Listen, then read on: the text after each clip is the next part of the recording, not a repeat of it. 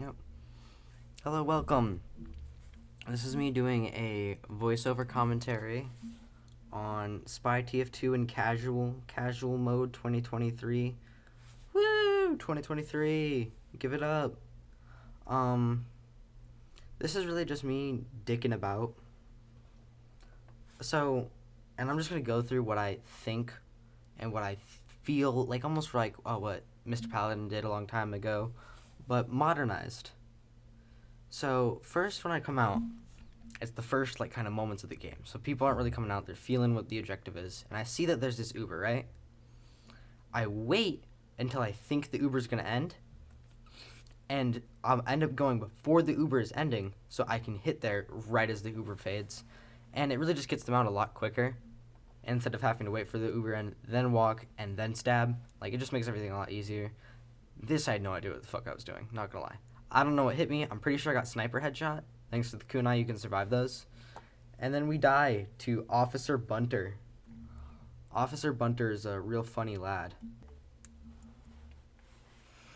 So now we get respawned. And I want to see something. Oh yeah, this happens. We don't question it. We don't question why there's an Uber demo flying around through the sky. We kind of bump that spy. Don't worry about him. And most of the times when you see a spy or bump into an invisible one, it's because you both are going the same route and have the same idea. So you just kind of leave each other alone. It's really an unwritten rule that you just kind of leave the other spy alone when you bump into him. It doesn't you aren't gonna do much. You aren't gonna find him. You can maybe call him out to the enemy team. So here I see that the pyro is gonna distract the soldier, right? So I end up getting the soldier pick. And this is a very funny pick because the pyro gives a lot of... What happened to that demo? Sorry, I'm getting distracted. Anyways, the pyro gets a lot of stuff, and here you have to just rely on your afterburn and trick stab ability. Here I just kind of fuck up that stab, not gonna lie. I suck at this game. But the trick stab was pretty cool, so it doesn't matter. It doesn't matter at all.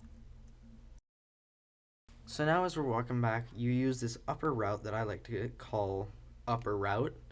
It just gets you to the front lines 2,000 times faster. I'm not sure how many people even know about it. I mean, Uncle Dane and stuff write it off all the time as that little funny spot. You put the teleporter in and just get a glitch up to the balcony, but it really doesn't matter at this point. Here I just kind of find this random dispenser chilling here, so I use it as an anchor point. A point where I can look and be safe and stay cloaked forever. Because if you're on a dispenser, you can stay cloaked forever as long as you're on top of it, a spy with the stock watch. And I missed that stab twice, but it doesn't matter, I get the kill. These big, solitary medic and heavy picks are what I've been going for a lot of this game, and it's quite risky at times, but it's also very funny. So, this is our last hold, right? They have all the advantage. So, you stay up on the spot. I was thinking they were gonna come up, but they actually don't, and I yell at the engineer that takes my health, my ammo, not my health, but you know what I'm saying. And we end up getting around anyways, so it's fine. And I find this. This is a pretty funny thing that I like to call spawn camping, where I actually switch to a friendly disguise so no one notices that I'm just here through spawning wall hacks and tries to catch me out. And then I just kind of stab someone, and the first stab I get, I just dip, because after then, people will start coming through and realizing, and I want to play the game, not just sit in a corner and wait. Here, I try to get the medic and do, and this is a pretty long life, so this will be a bit of plays. Then we come up, right? We come up. So, a big thing about Spy is varying up your path. Your pathing is insane. So, here I'm running around tracks because everyone's going through there, which seems like a bad idea, but since this is really the flank route, and the tracks is the flank route, and then the house is gonna be the main way to go through. I was really hoping to get that pyro there, but it didn't really work out, and he just kind of kept his distance, scared that I was gonna trick stab him again. So it really doesn't matter. That scared me a lot in the moment, I'm pretty sure, because it was just really, really weird to have that random pyro in that kind of weird strafe pattern. So I decide to go back in with the pyro because it's a big distraction for me. We'll see what plays I can get behind. I try to fake him out with acting and do end up getting behind, but the pyro is just kind of good at the game. If I wasn't bad at aiming, the medic would have died. If I wasn't completely suck ass at aiming, the medic would have died. That's all I gotta say. I suck at aiming. Then we really gotta test. I see this engineer and hear him first, but it doesn't really work out. So I end up just trying to trick stab this pyro, which doesn't really work out.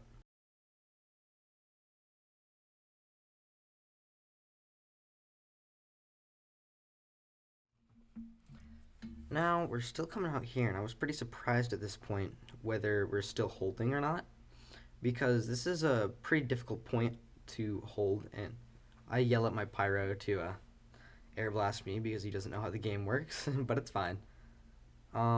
Here I try to get the heavy. It doesn't really work out, but another thing is after you fail or like something caught up, make sure to look behind you. The enemy gamers are most likely going to be behind you after you've gone all the way through the front, right? There'll be some resubs, there'll be some respawns, and so on and so forth. Because all Spy is going back and forth between the map. Back and forth. Going way deep, getting a few stabs as you climb to the front, and then going back. That's really what it is.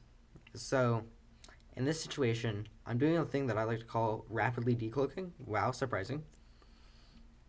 Where I'll take the risk to rapidly decloak and recloak to get a little bit of extra cloak on each hit of like each second of the dispenser, and I just kind of failed that pyro stab, but it really helps you get back into the action a lot quicker. This bush right here is an amazing place to hide, by the way. We missed the first stab because I was out of range, but it's fine.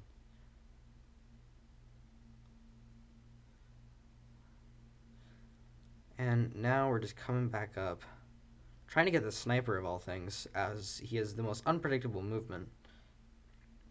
Or maybe I'm just bad, but who knows. As you can see, I'm kind of like taking this route where I go back here and then kind of just go back to the front, kill a guy, and then come back. It's a really good route to take where you're just kind of circling around and you get an endless cycle of enemies. But here I decided to go to spawn and kill a few people as they're walking up, because people seem to be very oblivious when they're walking up. And it is quite funny. It's quite funny to see some people do this as they walk up and like can't do that. By the way, that heavy is really paranoid now, so I'm not going to focus him. I'm not going to deal with that heavy because he's paranoid. I don't want to deal with it. So I just let him be paranoid, not do damage to the enemy gamers, as I get the sniper pick. And then the medic pick. And then I kind of like get this epic escape. I don't even know how though. I just kind of did this epic escape. It was really, really cool.